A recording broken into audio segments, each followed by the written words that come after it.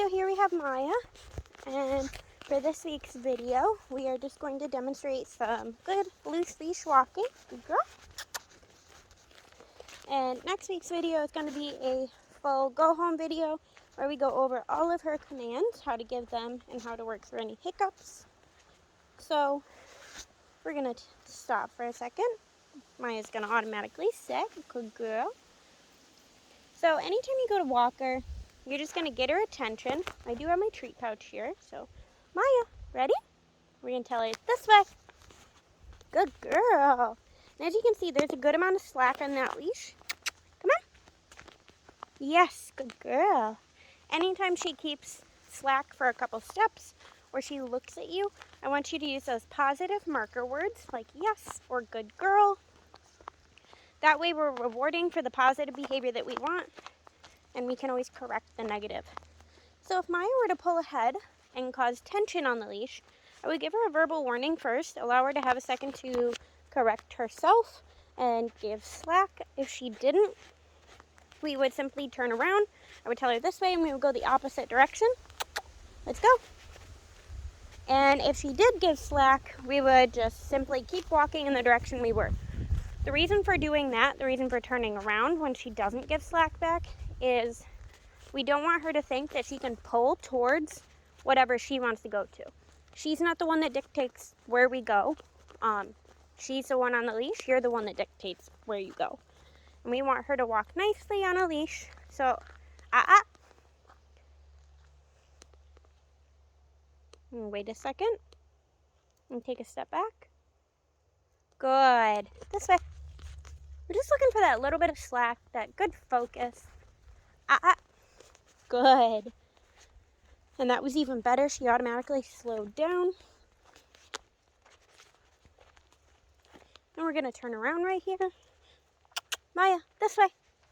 Anytime you change direction, you want to get her attention, tell her this way. That way she's paying attention to where you're going.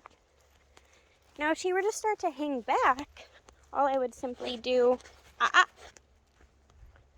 is give her a gentle tug, tell her this way. We do have a slip collar on, so it's good for corrections. But Maya really doesn't need much of a correction. And sometimes in stressful environments, it's better to do a redirection than a correction, because then you're keeping it more positive in an already stressful situation, and we want to work through those in the most positive way possible so the dog can eventually work through any fear or stress they might have about what's going on. This way. So she didn't return slack, and she actually pulled into the leash more. So we simply turned around this way. And we'll go back. And we'll keep doing this until she gets to the point that she can't pull to where she wants to go. Normally Maya is very good on a leash anyways. I don't expect it to take long, just a couple repetitions when she comes home for you to be able to have her walk nice and loose on a leash. You know, you may start off doing it in the house, backyard, or in front of your house, going up and down the sidewalk in front of your house, and you may not get far, but the key is to work through it and not allow any pulling. Because if you allow it now, she's going to do it forever.